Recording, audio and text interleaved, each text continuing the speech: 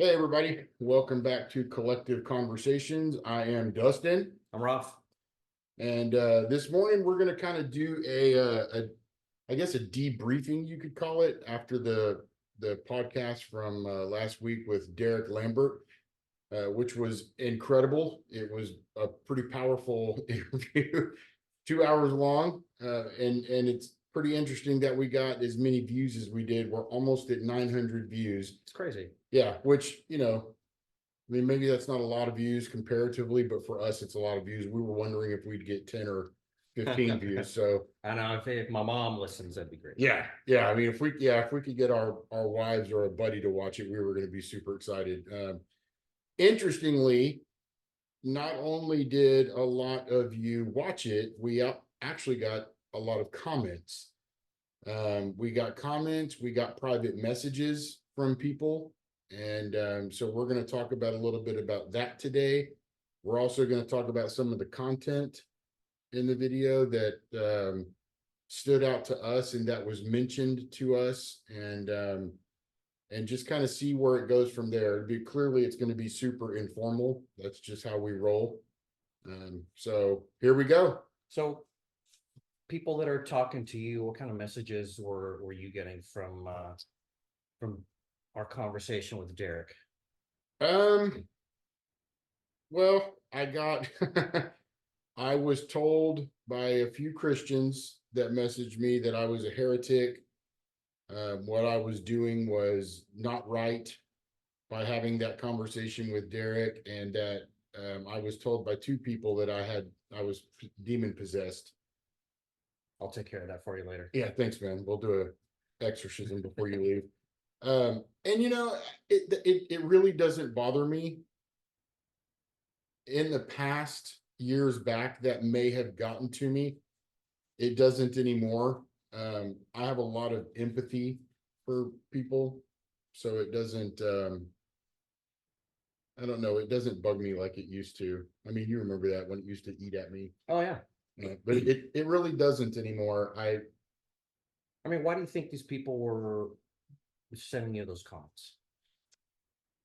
I think anytime that your beliefs are challenged, I think that can fill someone with fear.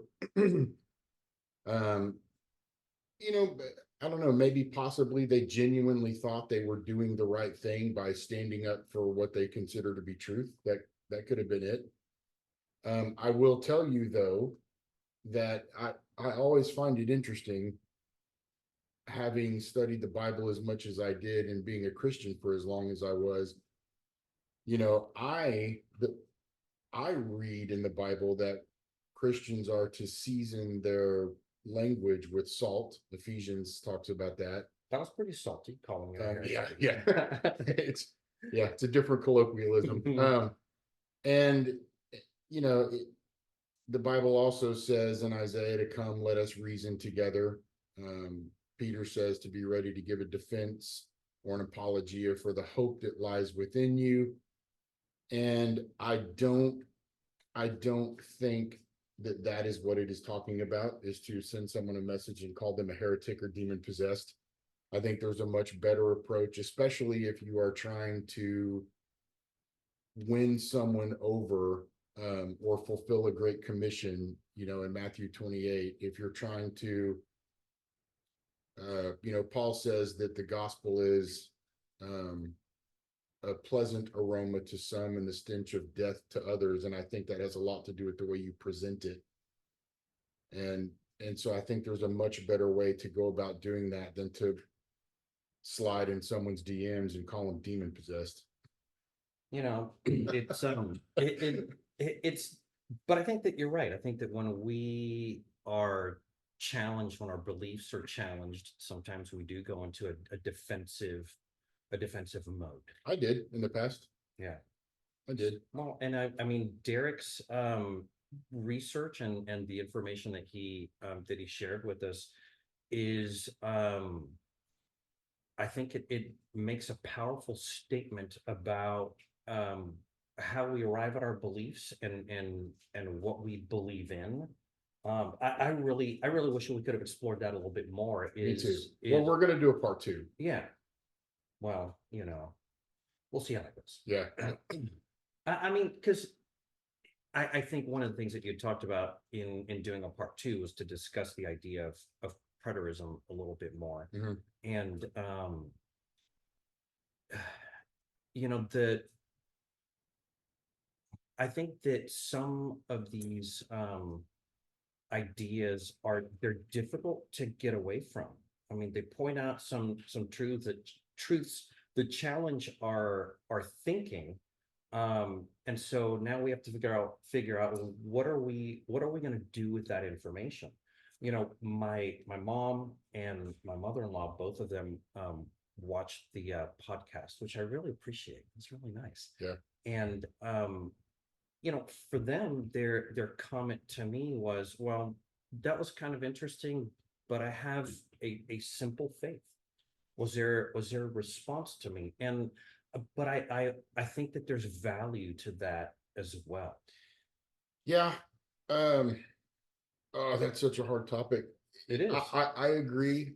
I think and I think Derek hit on this. There are certain types of Christians that they're okay with just going to church and hearing the sermon and then they just go about their weeks, they go about their lives being Christian. And that's probably kind of a simple faith. That's probably how most of the Christian culture is today, especially as dumbed down as it has become. Um, And so I understand that. And I do think a simple faith is good for people. I think it's healthy. It's naive, though. Would you agree? Um, well, I mean, for instance, if a person with a simple faith, Derek pointed out that one of the things that happened to him was when he heard men that he respected, well-studied men who he respected, had differing conclusions, different interpretations of the same passage or the same theology. well, and gosh, it's almost like we're diverting on two different ideas here, because one of them, I mean, if we are seekers of truth, which Derek also said that he wants to know truth. I think that we all do. Mhm. And if we really start to pursue that and to read or study or to ask questions or research things, we're going to start encountering things that challenge our belief in things. For Derek, for you, for example, preterism, that idea Well, of preterism, eschatology in general. eschatology in general, is pretty challenging to our beliefs, and to a certain extent, I mean, eschatology doesn't really matter a whole lot. But when you start looking at at some of the specifics of preterism, it really starts to make you think, well, am I really even understanding what the Bible is talking about with these particular ideas or these concepts? Okay, well, man, see now I don't know where this is all going to go. Because Well, look, we just need to treat this like we're having coffee at Merit and just having a conversation in the morning. all right, because here's the thing for me, and I think Derek would agree with this. Eschatology does matter. People say eschatology doesn't matter, or I'm pantheist. I believe it all pans out in the end. There's that old joke that we used to say. But the issue is theology does matter, and I will tell you why. So I see on social media all the time these memes posted about I stand with Israel, um, or it'll have a picture of Israel with the lion, and those memes are conveying a theology. That theology is unbelievably complex and nuanced. And they don't know that. They have a simple faith, and they're posting a meme that is meant to convey what their simple faith is. But let's just consider eschatology just for a second and what they are saying with what is called dispensationalism. That's their eschatology. and they don't even know it. They just adopt it because that's what everybody else does. And I stand with Israel, and why would we not? Blah, blah, blah. That eschatology states that at some point they would say in the very near future, because they can see the end times are coming and people are lovers of themselves and all this stuff from First Timothy that I also see posted all the time. They would say that the rapture is about to happen, where Christians just disappear and clothes are left in piles and planes start crashing on the ground and cars veer off and all this weird fanciful stuff that we saw made popular in the Left Behind series. What they don't understand is that that eschatology calls for a mass holocaust of Jews. They are praying for a mass holocaust of Jews, unlike anything the world has ever seen. It would make Hitler look like a Boy Scout. They want that to happen because then the end will come. And they don't even understand that. I don't even think they're aware of that. I know most of them aren't, because I will say something on social media and prod a little bit, and they have no idea what I'm talking about. Yeah, well, and I think that sitting at a slightly even higher level of that thinking is when you start to realize that, well, but that's not the only view. Man. There are many other views about end times and other doctrines, and so back to one of the things that Derek mentioned is when you start pursuing truth and seeking wisdom, and you realize, wait a minute, there are more plausible ideas and interpretations of doctrine and the Bible than I was aware of. And when you start looking at them and you realize, wait a minute, we have this scholar or theologian or respected authority figure and this theologian or scholar and very respected authority figure have two differing plausible ideas about the same doctrine or the same verse or whatever it might be. How do you deal with that? Well, yeah, and especially because one, both men are theoretically filled with this Holy Spirit, which leads them into all truth. Should. Okay. And two, those theologies are saying something about the character of the God that we are supposed to worship. It does. Right. So, yeah. And that's a big deal, man. It's a big deal because the preterist would say the futurist makes God out to be a liar because they clearly expected something to happen. The futurist would say, well, no, you're just misinterpreting what it's saying, because there's double prophecies and there are all sorts of philosophical constructs within those theologies. And you have two different groups of people, both filled with the Holy Spirit, theoretically, which some of them would even say, no, they're not even filled with the Holy Spirit. And there's all this weird infighting that goes on. It's not even two. It's a lot. It is a lot. I mean, you're right. It is. There are a ton of, and so when you come across that, what do you do with that? Do you just have a simple faith? Well, but that's a great point, because at some point you either have to make a decision in your own, you have to evaluate evidence, which again is something that Derek talked about, is empirical evidence. He moved from, if I understood him correctly, kind of from man, I can't remember exactly how he stated it, but more of from a spiritual side of things to experiential to having more empirical, observable kind of evidence. right. And when you have two contradicting pieces of evidence and you have to make a choice between the two, it's really hard. So you either run with one camp, or you just say, I don't know. And is that sufficient?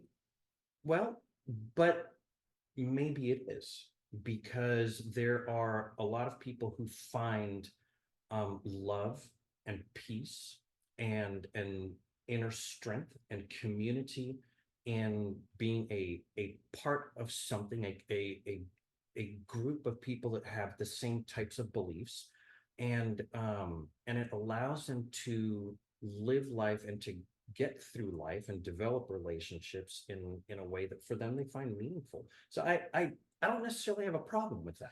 It's not, yeah, I'm not saying I have a problem with that. I don't have a problem with people finding community and there being a very pragmatic approach to what I call institutional thinking. I understand that.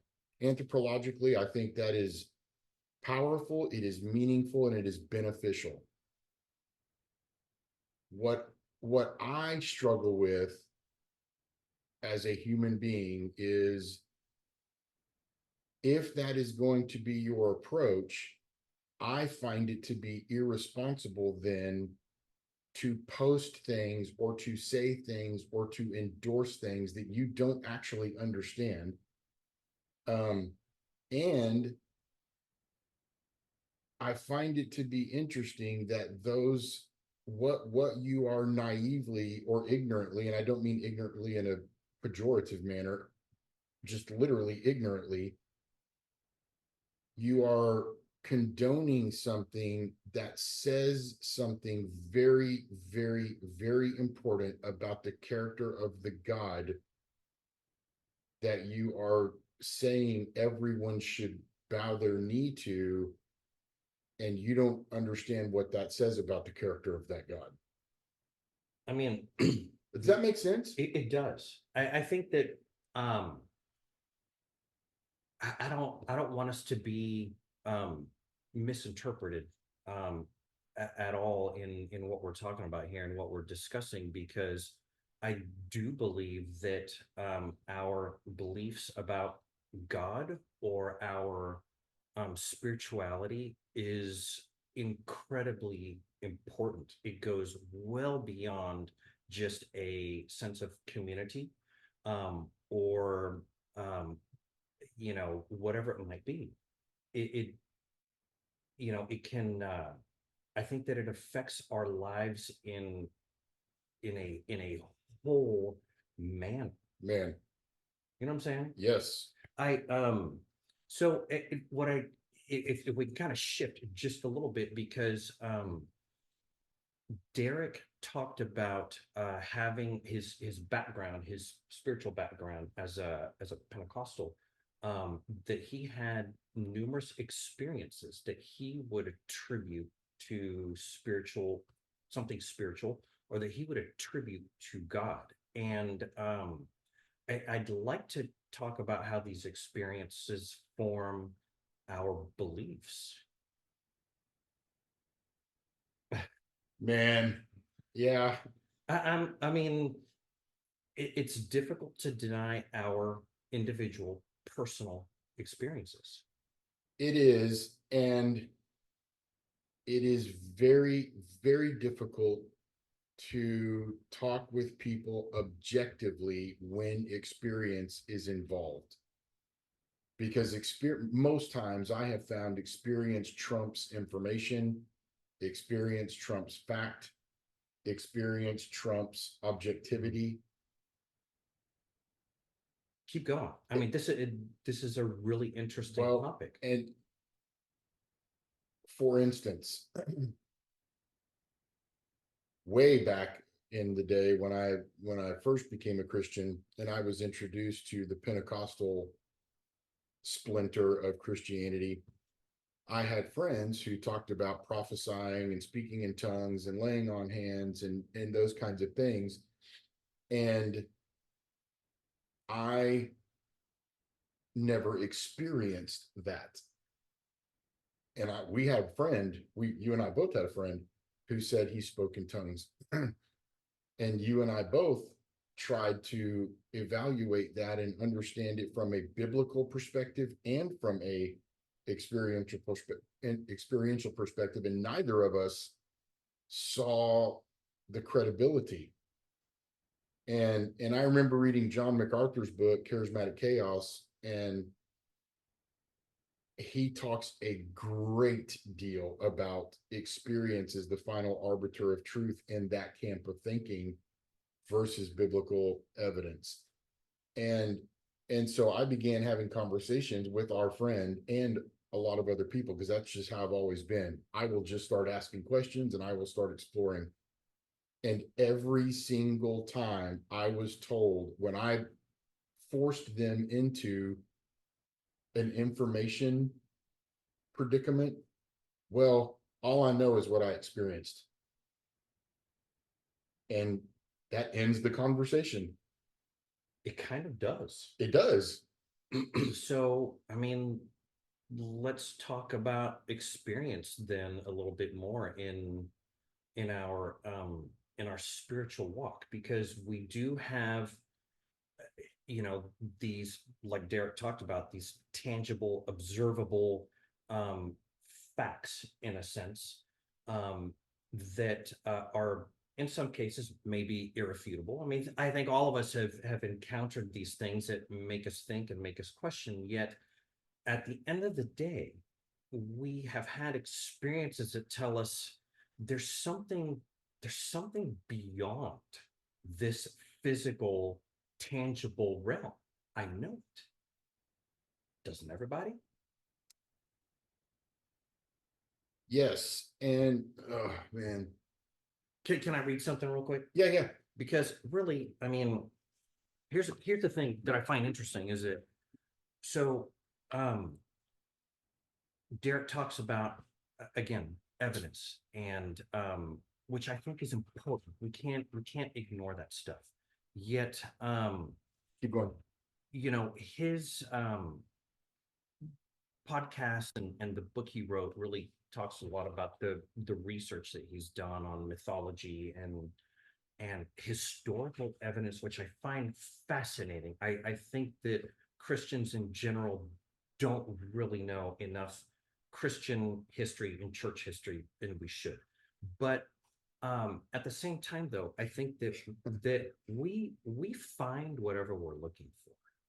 Would you agree with that? Absolutely. And so I don't think that we can devalue experience. No. And so, like, for example, I mean, Aldous Huxley, the perennial philosophy, this is an anthology basically of history and culture, the history and culture of man in with regards to religion and God and experiences. You and I have both attempted to read Evelyn Underhill's Oh, Mysticism, which, you know, I would challenge anybody to yeah. try to hop in that book. But again, just in an anthology of evidence. There is a wealth of evidence that mankind has experienced that would tell us there's something about this spiritual realm that we need to pay attention to. So in the introduction of this book, um Aldous Huxley says that the um perennial philosophy is the metaphysic that recognizes a divine reality substantial to the world of things and lives and minds.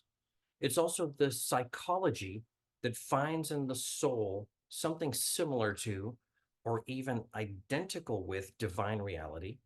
It is the ethic that places man's final end in the knowledge of the immanent and transcendent ground of all being.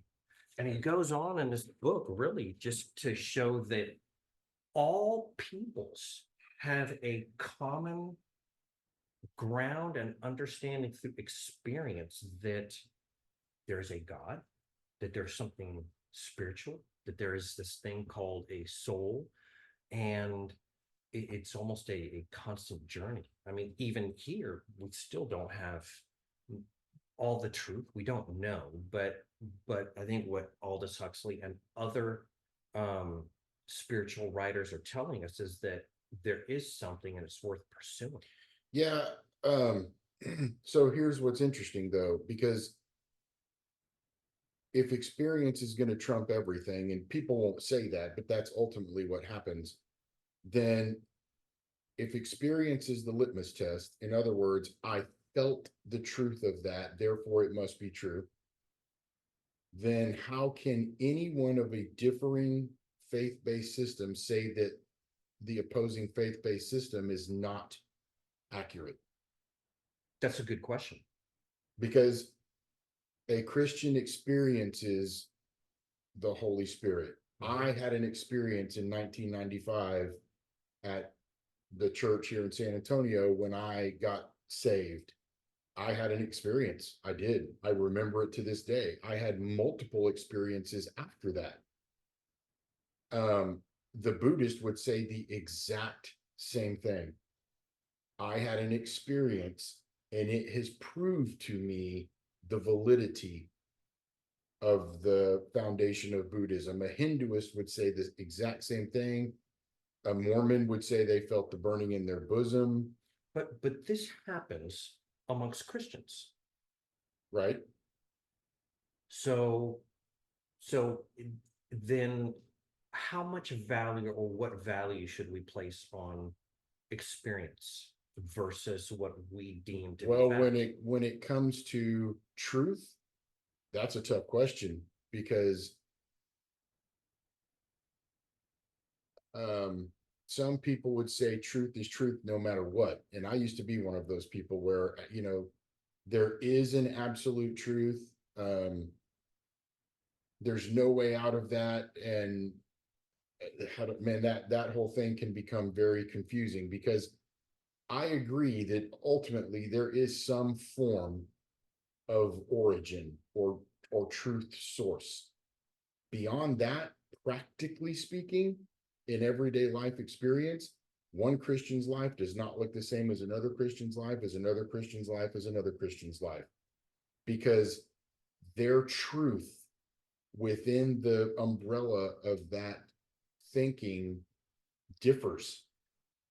One will not go see a certain kind of movie because it's a sin. The other one says it's not a sin. Some won't drink because it's a sin. Others say it's not a sin. Some can't do this because it's a sin. Others say it's not a sin. Those are truth claims, all using the same source material and experience to validate that claim. And yet within the same umbrella of worldview, there are literally hundreds of different forms of thinking. But then, so then this is what happens is that truth then, if this is based on the direction that we're talking about, truth has to be relative to the individual. Yep. And I mean, to a certain extent, you can kind of say that. I mean, everybody has their own individual faith and experience with God. But let's just simplify it for the sake of conversation. You talked a little bit earlier about speaking in tongues. And there are those who have had that experience. It's individual to them. And it is absolutely true to them that they have spoken in tongues. Yep. And that it is a true thing. Yep. And you also have the opposite of that, where somebody will say, no, that's just a bunch of BS and you're just babbling and making tongue clicking sounds. Yep. And so, but how is one person to then tell the other person you're wrong? You can't. You can't. Okay. So then how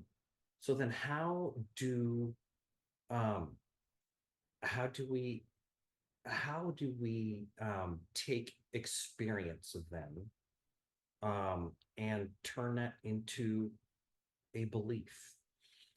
Man, I don't know. Well, okay, so that's assuming belief is static, which, Go on. well, to say how do we take experience and then turn that into belief is almost to say, how do we end up? Okay, how do we get to this destination? How do we finally get to the end of this journey where now my experience has formed my belief, as though that's the end of it? When the reality is belief is never static, it is constantly evolving. I think so too. And that is true for the Christian, for the Buddhist, for the Hinduist, for the Islamist, for the Mormon, for the humanist, for the agnostic, for the atheist. It is constantly evolving. It is. I mean, any Christian will agree that when they got saved, they had a belief. Eventually, they began to be told things that had to happen post salvific experience. Their beliefs evolved a little. Then they began to read on their own. Their beliefs began to evolve a little. Then they heard sermons where someone is telling them what to think about the Bible. Their beliefs evolved a little bit.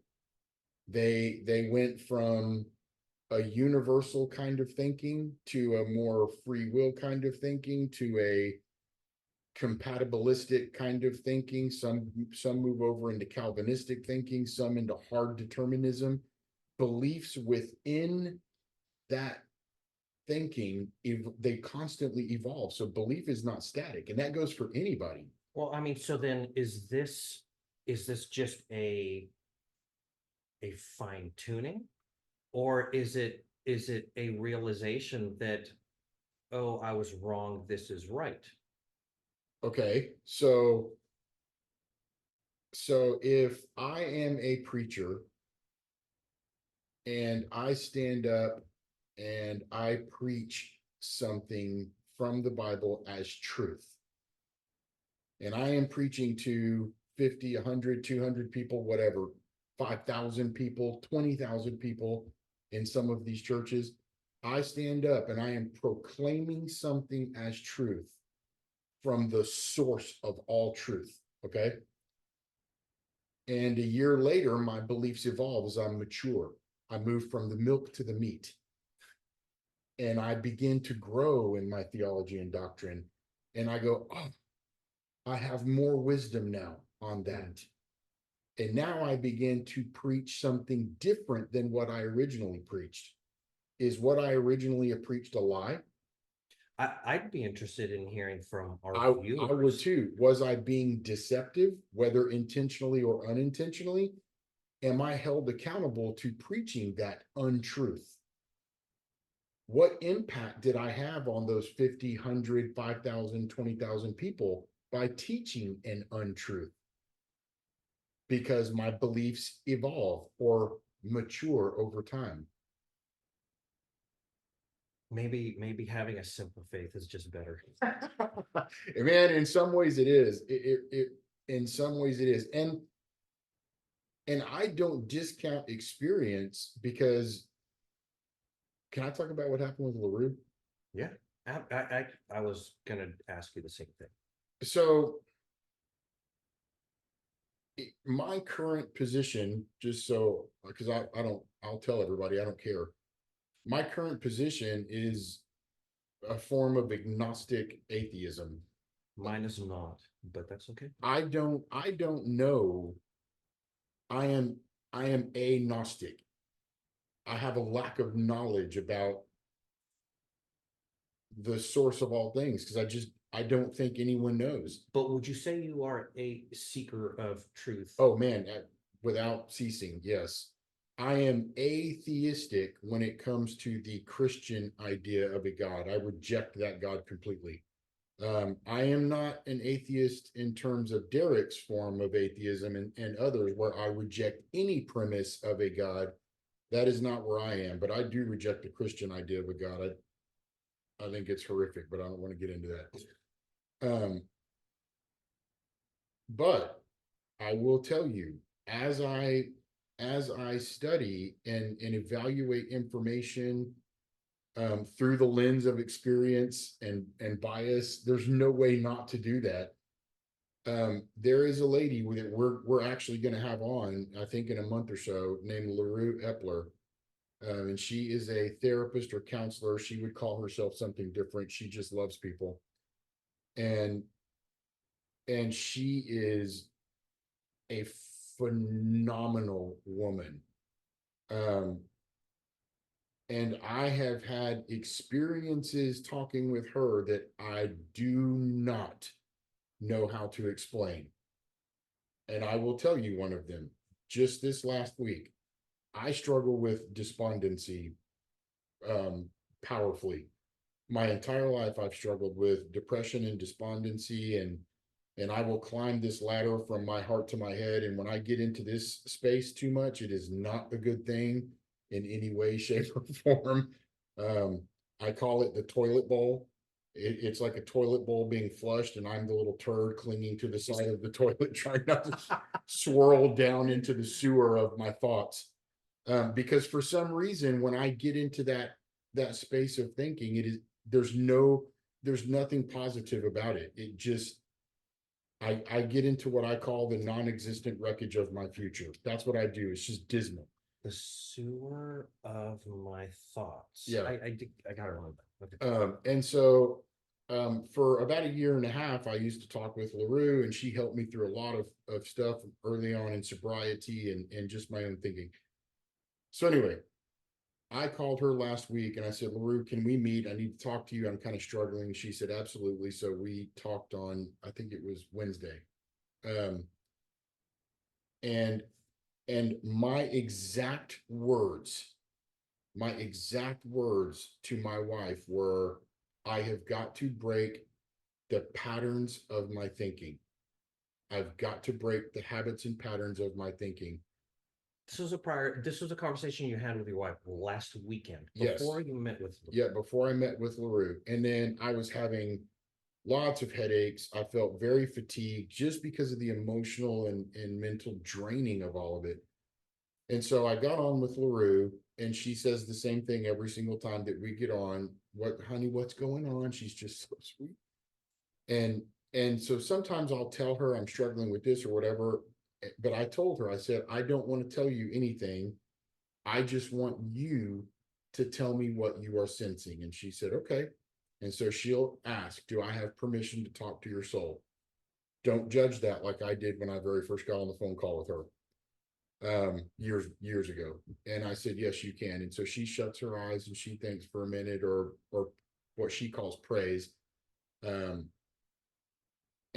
she goes, huh.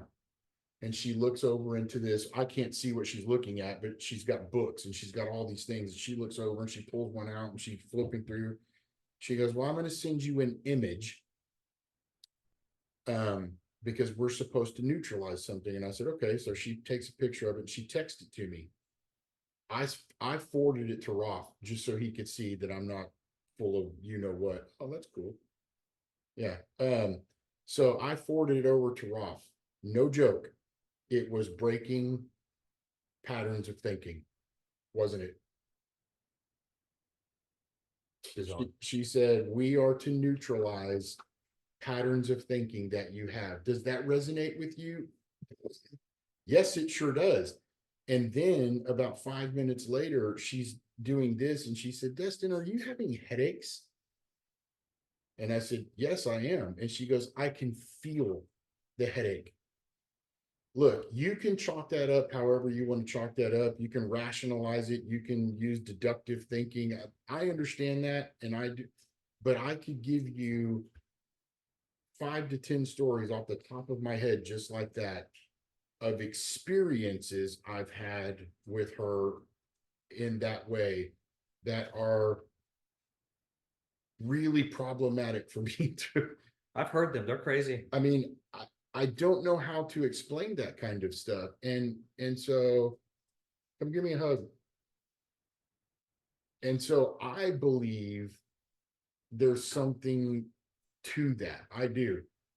I love you. Dude, I got a hug too. Have a good practice. And I don't know, man, I don't know. I don't know how to explain that. That's an experience I can't discount. But what do you think is happening? Well, where I am currently in my thinking, I believe that everything is made up of matter and energy, that matter and energy have information stored in it with on a quantum level. Everyone is a part of this matter and energy because we're all made up of it. We're all made up of the same thing. It's just this phone is the same thing as this, as the air. It's just slower moving. That kind of stuff will really start to fry your brain when you think about it too much. But if we are all a part of that, then that means that each of us has the ability to experience what another person is thinking or feeling or needing. It's why you can walk into a room and go, something feels off. I mean, there are all sorts of ramifications to that kind of thinking, but I believe in that Eckhart Tolle kind of collective consciousness sense, we are all connected inextricably on the most intimate of levels. And if we can detach from the brain and move into the mind and heart thinking, which some people might call a soul, I don't know where I stand on the whole soul thing, is so weird. Then at that point, we are tapping into an ability to intuit things. And I think people like LaRue live in that frame of thinking. Yeah, I maybe as we progress, we'll talk more about mind and soul and spirit, which nobody understands. Nope. But I find your stories and your, well, not stories. I find your experiences with LaRue fascinating and intriguing and shocking and bewildering. It's really interesting. There's something there. And interestingly enough, I mean, as we progress throughout our podcast, you'll get to see that Dustin and I are very close. We've known each other for a very long time. We have a very sincere and strong love for each other. And um, and interestingly enough, and I told Dustin about this too, this couple of days ago, is this past weekend when Dustin was experiencing the depression and despondency. I mean, we don't talk every day, but but we did not talk over the weekend. But I shared something with Leanne, my wife, that on Sunday I asked her, "Do you feel like I've been distant?" And a little bit later in the conversation, the word came to my mind, and I said, "I feel despondent." Wasn't it? And I didn't know that. And I didn't know that.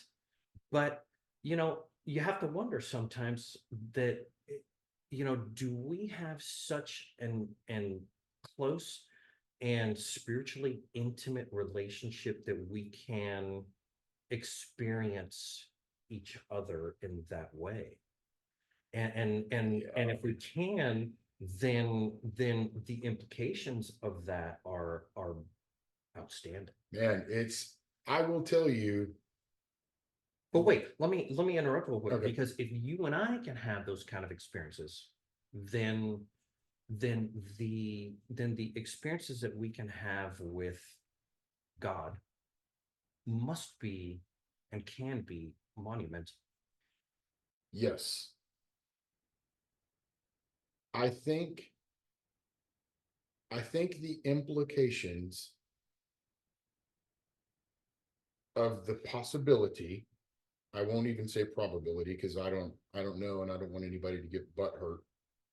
But I think the implications of the possibility of us being as connected as what I just described. And what's interesting is each faith-based system can assimilate what I just said into their own theology. They really can. They can just say, oh, what he's talking about is insert theological construct.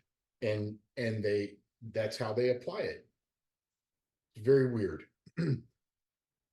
But if that is true, then the implications of that possibility are monumental. Because if we would live in that frame of thinking, we would be far more compassionate, far more selfless, and far more loving in the truest sense of the word. I agree with you. But in not just towards others, but towards ourselves, Yep. you know? Um, yeah, the whole idea of experience and how it shapes our beliefs is super, super interesting to me. And I don't even know how to pursue that in a meaningful way, other than just to keep saying, okay, I am a lover of truth. I desire wisdom, and I continue on, you know. But I do think that one of the well, I think the main purpose of these conversations that we're having is to show that really, regardless of our beliefs, our spiritual beliefs, our political beliefs, or whatever we have, that we can still have meaningful connections and experiences with other people, regardless of how they think. But that our focus really should be love and compassion. Yeah, because what you're talking about, and this really is why we started this podcast. And you will see, this is not to denigrate Christianity or denigrate Islam or denigrate it's. You will see that the true intent of our hope, because what you just said is that is the heart of it. Why? Why does a person of X belief system feel a need to belittle a person of Y belief system, who then feels the need to belittle the person of Z belief system? Why? Can I have a conversation with a Christian and explain why I do not believe it anymore, and them respect me and say, I can see that from your perspective. I still believe, and here's why. And it would come down to experience intermingled with a little bit of theology. And us leave that conversation still being friends, and being able to have a cup of coffee together and watch some fights or something. Yes, we can do that. So why don't we? Why is there this knee-jerk reaction to point a finger or condemn or judge or belittle or denigrate? Or why is that? I mean, we have this idea that this is absolute truth. And if it deviates from that, then it's wrong. But kind of as we've already been talking, if if if truth, if our beliefs that we hold as true are based on our experiences, which are wholly internal, then I mean they are. If that's the case, then we can't tell the other person you're wrong and I'm right. So where do we find this? Where do we find the common ground? Yeah, I mean, everyone's just trying to live. Isn't that true? Man, everyone is just trying to live and do the best they can with what they have. And to be honest with you, it's tough. We live in a tough world, especially with, I think social media is a cancer. And do I use it? Yes, it is a pragmatic means to an end. But we live in a world right now that thrives on negativity and comparison and self-doubt and self-loathing and tearing other people down. I mean, we just live in that kind of a culture. So we have enough problems even trying to exist without bringing beliefs into it, and then trying to draw some theological line in the sand and saying, I will not cross over that line and you better not cross over mine. Otherwise, I mean, there's just no need for that. No, man, I think that our goal is to bring out the best in people, to display love towards others, and to be peaceful with each other, and allow people to have their own spiritual, individual experiences and relationship with the God that they understand. Yep. Because, like you were saying earlier, I really do think that our ideas, our beliefs about God do change and evolve as we learn and grow and have experiences. And everybody's experience with God is different and unique. And that's what I like to explore with people. That's what I like to talk about with people. And like you're saying, if we can do that in a fashion that allows people to be to be, then we can have great friendships and Yeah. go watch fights with each other. And Well, and yeah, and something that you just said is important. Not only let them be, but be the best version of themselves. yeah, we need to help people do that. Yes. I mean, where I am now, and Raphael has literally, we've known each other for almost 30 years. It'll be 30 years in about 4 months. We'll have known each other for 30 years. Well, I remember when we met. And so Raphael has seen me go through the worst times of my life. I mean, he has been there, him and one other person have been there for me when absolutely no one else was. When I was in the gutter of life. Um, and he will affirm that right now is probably the best version of myself I have ever been. And a part of that is because of me letting go of where I was within the confines of Christianity. That's for me. Christianity helped me get here, though. It was a stepping stone to where I am now. And so I don't belittle that journey. I don't belittle that stepping stone. Do I look at the institution itself and see some unbelievably bad, dangerous, detrimental things? Yes. But do I equivocate the institution with the people? Nope. And I think that there are profound benefits to people walking through each of those kinds of journeys. So then our message to others would be, man, continue your pursuit. Continue your pursuit Wherever it leads you. wherever it leads you. And don't be afraid of that journey, again, wherever it goes. And I don't think there's wrong with a simple faith or a complicated faith. They're both your faith in God. And I think that that's important for us to help people pursue that a little bit further, take a couple more steps. Yeah, I agree, man. I'm looking forward to some of the other conversations we'll be having. I am too, because we're gonna have we're gonna have people of very different faith-based thinking on the show, and we're gonna ask them all really the same kinds of questions. I mean, there will be some nuances just based on the flow of the conversation, but the premise are really the same. We send everybody the questions beforehand so that they can have an idea of what we're going to do so we don't blindside anybody. But I mean, we're going to have some pretty interesting people on and ask them how they incorporate their beliefs into their daily lives and with other people, because I just think it is really, really important for us to grow as individuals and as a collective.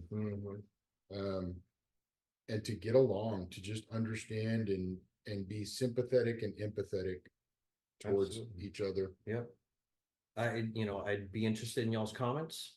Yeah, the We wanna comments hear on from this, you. yeah, the comments on Derek's were, man, we had some good stuff. We had some really good stuff on there.